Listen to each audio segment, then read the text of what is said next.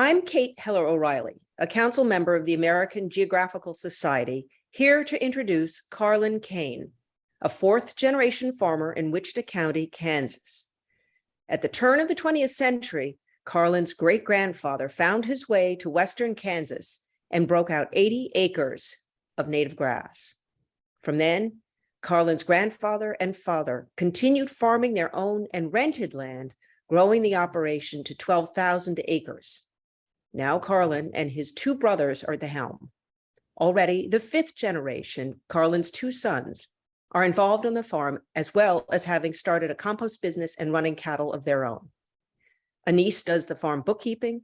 One nephew is renting from a maternal relative, while another is a hired hand for his uncle and father. In other parts of the country, from Washington State to Texas to North Carolina, Karlan counts at least 4 or 5 extended family members actively engaged in farming.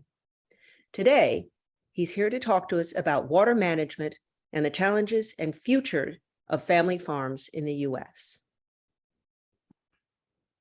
Thank you, Kate, for that kind and thoughtful introduction. Appreciate it. Water is life. In the arid lands, how are we conserving water? The Ogallala Aquifer is under at least 5 states: Texas, Oklahoma, Kansas, Colorado, and Nebraska. Nebraska has half of the Ogallala's underground water reserves. In our area, irrigation came in the later 50s and early 60s. The older generation fondly recalls how large their wells were in those early days of pumping. Many wells pumped over 1,000 gallons per minute. Now, a lot of these same wells are almost dry. For decades, irrigation in the dry, arid plains brought life to our farms to weather the dry spells and lingering droughts. It produces sales in the hundreds of millions of dollars. Without it, the western half of Kansas would be crippled. However, I've read that in west central Kansas, where I live and farm, 20% of the irrigated farmland along a 100-mile swath of the aquifer has already gone dry. In 1950, irrigated farmland covered 250,000 acres. With the use of center pivot irrigation, nearly 3 million acres were and are irrigated in Kansas alone. Sadly, it has been proven that the Ogallala Aquifer in our area cannot recharge at that rate of pumping volume. Well, Karlan, what's been done? Well, a number of years ago, when Governor Sam Brownback was governor of Kansas, he initiated a 50-year water conservation plan. He came to different communities that the Kansas Division of Water Resources sponsored. I appreciated his approach in reaching out to the farmers in attendance. He encouraged the farmers to step forward now and initiate a conservation plan that could lengthen the life of the aquifer. Then he said, if that doesn't happen, the state of Kansas would have to come in with their set of water regulations. At these meetings, a young group of farmers from a neighboring county spoke of their water management and conservation plan that they had formed several years prior. I believe it was the first plan of water management in western Kansas. Their testimonials were impressive. They were planting crops that took less water. In addition to their groundwater savings, they were bringing in more income to their farm. Plus, they were trying to make an opportunity for their children to continue to irrigate the farm. Their plan had been approved by the state of Kansas Chief Water Commissioner, They were making management changes and in turn were becoming more successful on their farms.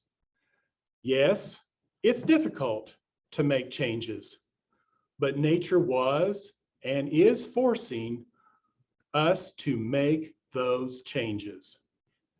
What effect has this plan had? Well, before we even thought about a county-wide water management area, another landowner of ours was shocked to learn that his irrigated farm of 120 acres of corn and wheat used more water than the nearby Scott City, a town of 6,000 people. If you look at any K-State data, either the historical use or the projected use graphs, it all centers on agriculture using a lot of the groundwater. In our area, a group was formed to formulate a water conservation plan. Before the plan was formulated, our landlord, Marshall Woodbury, had a meeting with us as tenants. He wanted water conservation on his farm. Ironically, his targeted conservation plan almost matched perfectly with a plan that was approved by the water commissioner.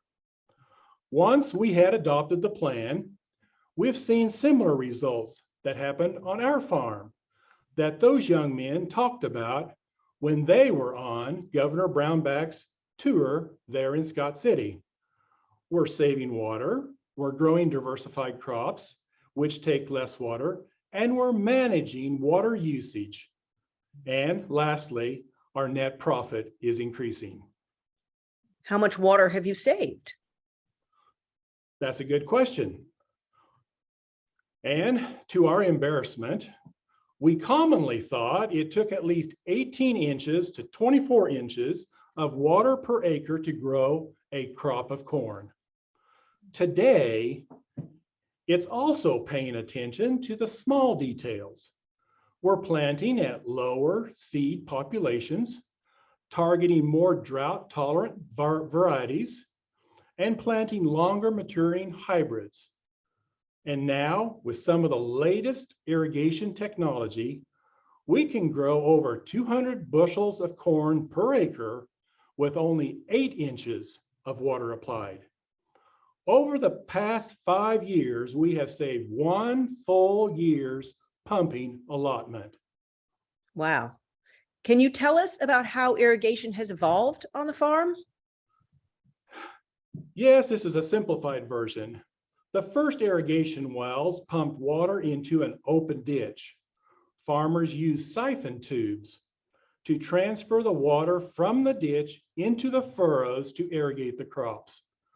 Later, irrigation pipe was used instead of the open ditches to irrigate the fields.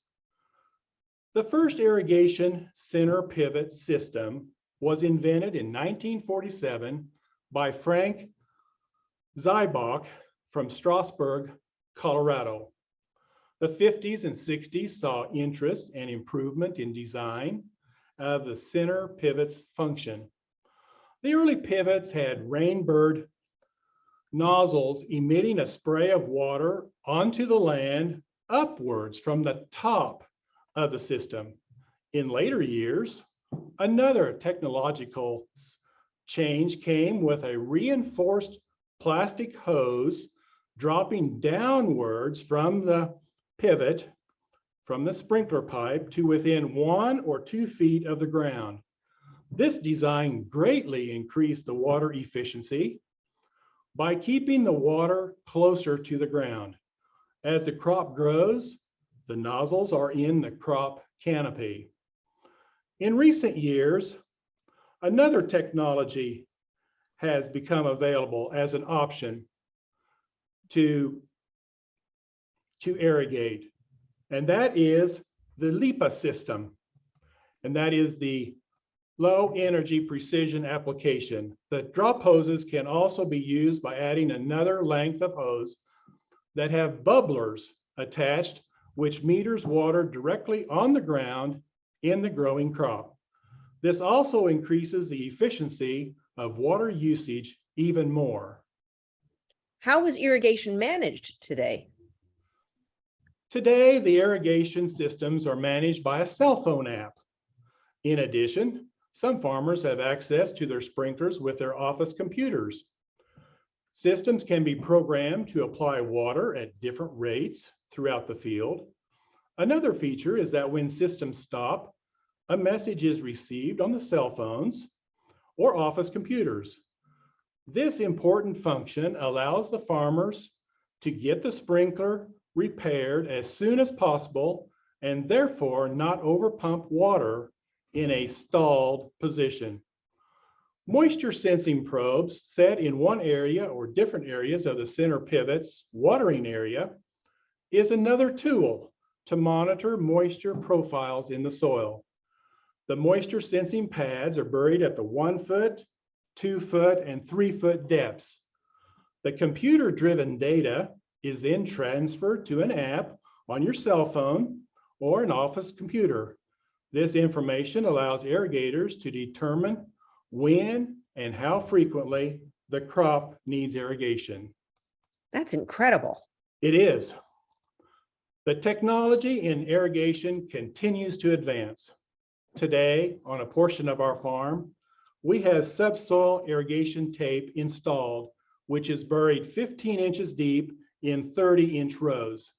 This system is the most efficient water system available.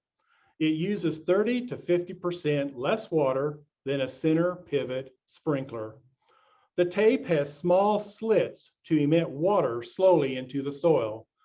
When the soil starts to show moisture coming to the top of the ground, it most likely is fully saturated. Operators then can open up another valve to irrigate another section of the field. The science behind the drip system includes consideration to the soil type and structure, the irrigation well's gallons per minute, the field study for how much drop in elevation there is across the field, and it is the variable spacing of the emitters. These sets were mapped out when the field was originally designed by the drip tape company. It's phenomenal. We can sub-irrigate a field with less water and in less time. I Wow. believe that this will encourage the next generation to be better adapted to take on these challenges to manage water effectively. Young farmers in their 30s and 40s want to farm, and they want their children to stay on the farm. They want the irrigation on their farms to be continued to another generation. It's impressive to see how communities collectively come together to incorporate ideas and methods to conserve water. Thank you. Yeah, thank you, Karlan. That was such an extraordinary tour of the evolution and management of water in our Western Plains. I'm looking forward to continuing our discussion in New York in a few weeks. See you then. Thank you very much, Kate.